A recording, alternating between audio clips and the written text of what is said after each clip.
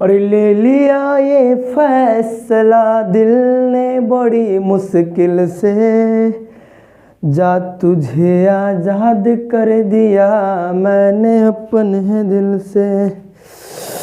Hello दोस्तों, नमस्कार। मैं आपका प्यारा साथी दिलीप कुमार स्वागत करता हूं आपको फिर से अपना ही इस चैनल डीएमसी बोधगया पर। दोस्तों, आज एक बहुत ही इम्पॉर्टेंट टॉपिक फिजिक्स का एक नियम है किरचॉफ का नियम। इसको कहीं कहीं पे किरचॉफ के नियम भी लिख देता है, ठीक है। तो किरचॉफ का नियम कहो या फिर किरचॉफ का नियम कहो, दोनों बात बराबर है, ठीक है। तो आज हम लोग उसी पे बातचीत करेंगे और ये most important very very important question है, ठीक है। तो ये आपको क्लास 12th का ये चैप्टर में क्लास 12th का विद्युत धारा चैप्टर में ये आता है खंड 2 में, ठीक ना। और ये मोस्ट इम्पॉर्टेंट नियम है, ठीक है। तो धारा के परिपथीय नियम पर, यानी जब धारा का परिपथ के बारे में अगर कोई नियम डिस्कस किया तो वो किए किरचॉफ ने, ठीक है। तो किरचॉफ ने जो है वो दो नियम दिया, धारा के परिपथ से संबंधित दो नियम दिया। पहला नियम और इधर है दूसरा नियम। तो हम लोग बहुत ही सुगमता पूर्वक एकदम आसान भाषा में दोनों नियम समझेंगे, ठीक है। रेडी, चलिए। तो सबसे पहले वीडियो को लाइक कर लो, चैनल पर नए हो तो चैनल को सब्सक्राइब कर लो, ठीक है ना। चलिए स्टार्ट करते हैं। तो किरचॉफ का पहला नियम क्या कहता है? पहला नियम कहता है, पहला नियम संधि का नियम है। किस नाम से जाना जाता था? संधि का नियम या फिर धारा का नियम, ठीक है। किरचॉफ के दो नियम है। पहला नियम को संधि का नियम कह दो या फिर धारा का नियम कहो, क्योंकि दोनों बराबर है। क्योंकि इसमें धारा की बात कर रहे हैं इसलिए धारा का नियम होगा। और ये संधि, संधि कहने हम लोग की जंक्शन, जहाँ पे आकर के सब मिलता हो, है ना, संधि करता हो, तो ये संधि कर रहा है तो ये हो गया संधि का नियम, ठीक ना। अब इसमें क्या कह रहा है कि किसी परिपथ में किसी संधि पर मिलने वाली समस्त धाराओं का गणितीय योग क्या होता है? शून्य होता है। यानी अगर यहाँ पे बात करें तो यहाँ पे ये संधि हो गया, ये संधि हो गया, यहाँ पे एक संधि हो गया, ठीक है। तो यहाँ पे मिलने वाले समस्त धाराओं का गणितीय योग क्या बोलना पड़ रहा है? शून्य होता है, ठीक है ना। तो ये शून्य होता है कहने का मतलब क्या हो रहा है? जैसे देखो, गणितीय योग, योग यानी धाराओं का, किसका? समस्त मिलने वाली धाराओं का। तो धारा को बोलेंगे हम आई, ठीक है। और इसका समस्त यानी कुल का बीजीय योग बोलेगा तो ये सिग्मा लगाना है। और ये इसका मतलब होता है समस्त धारा हो गया, और इसका समस्त धारा का योग कितना होना चाहिए?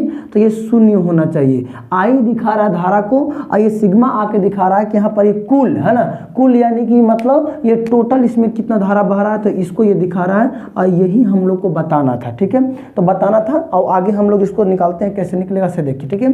तो जो धारा केंद्र की ओर आ रहा है, संधि की ओर आ रहा है, उसके लिए प्लस का इस्तेमाल करेंगे। और जो धारा संधि की ओर से बाहर की ओर जा रहा है उसके लिए हम लोग क्या करेंगे? माइनस का इस्तेमाल करेंगे। देखिए, अच्छा एक बात बताइए, यहाँ पे अगर 5 गो सिंबल दिख रहा है तो 2 सिंबल से धारा आ रहा है और 3 सिंबल से धारा जा रहा है। 2 से आया और यहाँ से 3 से बाहर निकल गया। और इसका कहने का मतलब ये था कि इसमें टोटल आने जाने सब कुल मिला करके काम कितना हो रहा है? शून्य हो जा रहा है, यही नहीं कहना था। अच्छा, इसका मतलब हम कह सकते हैं, इसका मतलब एक बात कह सकते हैं कि धारा का इनपुट यानी सिग्मा अगर आई लेकर के कहेंगे इनपुट, और अगर हम कहेंगे बराबर हो रहा है धारा यानी कि कुल धारा का आउटपुट के ये बराबर हो जा रहा है, तो क्या ये बात कहना गलत हो जाएगा? क्या आप एक जरा बात बताएं हमको, ठीक है।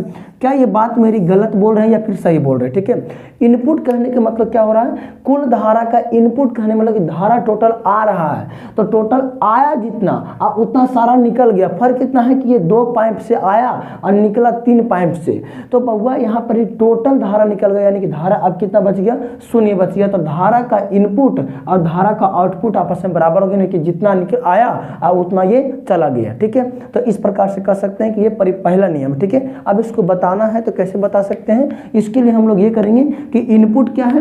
प्लस का I1, ठीक है। और इसमें जोड़ेंगे हम आउटपुट को कितना कह देंगे?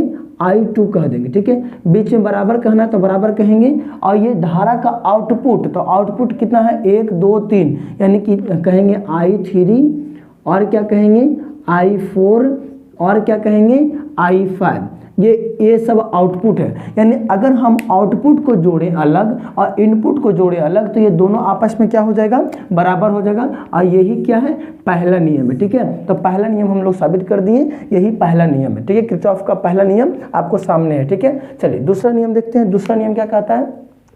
एक बार पढ़ के देखिए क्या बोल रहा है इससे किसी वैद्युत परिपथ के प्रत्येक बंद पास के विभिन्न भागों में बहने वाली धारा तथा उसके संगत प्रतिरोध के गुणनफल के बीजीय योग उसके पास में लगे विद्युत वाहक बलों के योग की क्या होता है, बराबर होता है।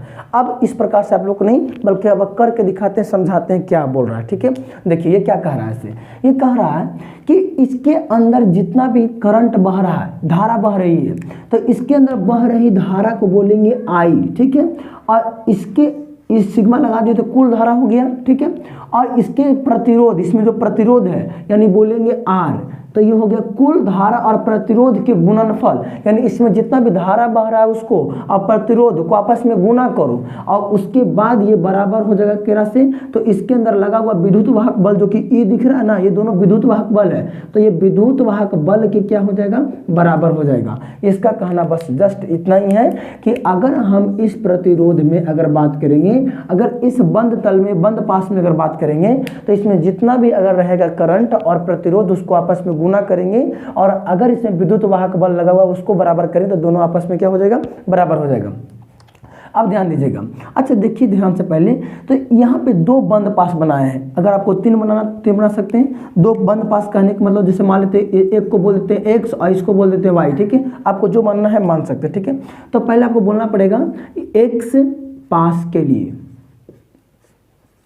एक्स पास के लिए। ठीक है, एक्स पास के लिए कैसे निकालेंगे, यानी इसके लिए बोलेंगे। ठीक है, तो अब यहाँ पर निकालना है हम लोग को, किस प्रकार से निकालेंगे, तो बोलेंगे देखो ये वाला एक्स पास यानी ऊपर वाला बॉक्स के लिए बोलेंगे, तो करंट जा रहा है आई, तो बोलेंगे करंट जा रहा है I1। ठीक है, और प्रतिरोध कितना है, ये ऊपर वाला में कितना प्रतिरोध कितना, देखो ऊपर से करंट आ रहा है, देखो यहाँ से करंट गया इस प्रकार से और ऊपर से करंट आ रहा है I और प्रतिरोध कितना है R1, तो कहेंगे R1। ठीक है, यानी कि IR1। ठीक है, चलिए अब इधर की ओर ई रास्ता में घूमेंगे, तो ई रास्ता में घूमेंगे तो देखो इधर से करंट आ रहा था और जब ई रास्ता की ओर जा रहे हैं तो इधर से करंट बल्कि उल्टा आ रहा है, और जब करंट उल्टा आ रहा है इसको, यानी तो जब करंट उल्टा हो जाता है तो इस सिचुएशन में हम लोग क्या करेंगे, इस सिचुएशन में माइनस देंगे। ठीक है, माइनस क्यों, क्योंकि देखो यहाँ से करंट आ रहा था और यहाँ तक आया, लेकिन इधर हम लोग को घूमना चाहिए था, लेकिन करंट बल्कि इधर से भी आउटफॉलो हो गया, इसीलिए माइनस दे दिए। ठीक है, अब इधर की ओर जाएंगे तो बोलेंगे धारा I2 हो जाएगा और प्रतिरोध कितना हो जाएगा,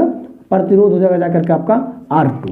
ठीक है, ये किसके बराबर हो रहा था, तो ये हो रहा था इसका, आपको जाकर के क्या हो रहा था, विद्युत वाहक, ये बल के बराबर हो रहा था, विद्युत वाहक बल के बराबर होता। तो ऊपर में विद्युत वाहक बल लगा हुआ है E1 और इसको माइनस कर देंगे किसके लिए, नीचे में कितना लगा हुआ है, E2 लगा हुआ है। ठीक है, तो ये हो गया आपका जाकर के, ये पहला के लिए हो गया, यानी कि एक्स पास के लिए हो गया ये। ठीक है ना, चलिए आपको ध्यान रखना है, ये एक्स पास के लिए हो गया है। अब हम लोग को निकालना है किसके लिए, अब निकालना है हम लोग को वाई पास के लिए, कहेंगे वाई पास के लिए, वाई पास के लिए, समझना ध्यान से। ठीक ना, अगर वाई पास में निकालेंगे तो इसमें करंट को बोलेंगे, इधर से आ रहा है करंट तो बोलेंगे I2 बोलेंगे ना, करंट I2, और प्रतिरोध कितना लगा हुआ है, R2 लगा हुआ है। ठीक है, अच्छा नीचे आएंगे, नीचे, ठीक है नीचे आएंगे, करंट ये I1 है, ये I2 है और यहाँ पे करंट I3 है। ठीक है, अगर नीचे आएंगे तो नीचे देखो करंट इधर की ओर जा रहा है, इसमें उल्टा आ रहा था, विरोध कर दिया इसलिए माइनस लगाए, लेकिन इसमें देखो इधर से आ भी रहा है आराम से, इधर जा भी रहा है, इसलिए इसमें लगाएंगे प्लस, और धारा इसमें कितना है I3 और प्रतिरोध कितना है R3। ठीक है, और ये बराबर हो रहा है किसके, तो ये बराबर हो रहा है विद्युत वाहक, तो इसमें तो विद्युत वाहक नहीं है, एक ही को यहाँ पर खाली है विद्युत वाहक, यानी E2 के बराबर हो रहा था। ठीक है, चलिए इतना कर लिए और इसको हम लोग इस प्रकार से आप घेर देंगे। ठीक है, एक बात आपको समझना, यहाँ पर लिख देते हैं कि धारा I3 जो है वो धारा I1 और धारा I2 के बराबर हो जाएगा। ठीक है, ये बात आपको ध्यान से रखना बात। ठीक है, अगर हम यहाँ से I2 और R2 प्लस करके अगर हम यहाँ से धारा I3 को हटा दें तो I3 को हटा करके क्या बोल सकते हैं, तो I1 प्लस I2 बोल दें, और यहाँ पर क्या है R3 और बराबर में यहाँ पर E2 यानी विद्युत वाहक बल भी रह जाएगा। तो ये आपका हो गया द्वितीय नियम। एक बात और, ये जो आपका प्रथम नियम है वो आवेश के संरक्षण सिद्धांत पर कार्य करता है। ये किस पे कार्य करता है? तो ये आवेश के संरक्षण सिद्धांत पर कार्य करता है। आवेश के संरक्षण सिद्धांत पर यह कार्य करता है। लेकिन ये जो आपका दूसरा नियम है ये आपका ऊर्जा के संरक्षण सिद्धांत पर कार्य करता है। ठीक है, ये आपको ध्यान रखना, ये किस सिद्धांत पर कार्य करेगा? तो ये ऊर्जा संरक्षण सिद्धांत पर कार्य करता है। ऊर्जा संरक्षण सिद्धांत पर कार्य करता, ऊर्जा संरक्षण सिद्धांत पर यह कार्य करता है। ये बात बहुत इंपॉर्टेंट है, आपको ध्यान से याद रखना है कि अगर आपसे पूछेगा कि बताइए, अगर आपसे पूछेगा कि बताइए किरचॉफ का पहला नियम किस पे कार्य करता है? तो आवेश के संरक्षण सिद्धांत पर कार्य करता है। लेकिन दूसरा नियम बोलेगा तो क्या हो जाएगा? ऊर्जा संरक्षण के सिद्धांत पर हो जाएगा। ठीक है, तो ये पहला नियम हो गया, ये दूसरा नियम हो गया। आई होप ये वीडियो आपके लिए बहुत हेल्पफुल रहा होगा।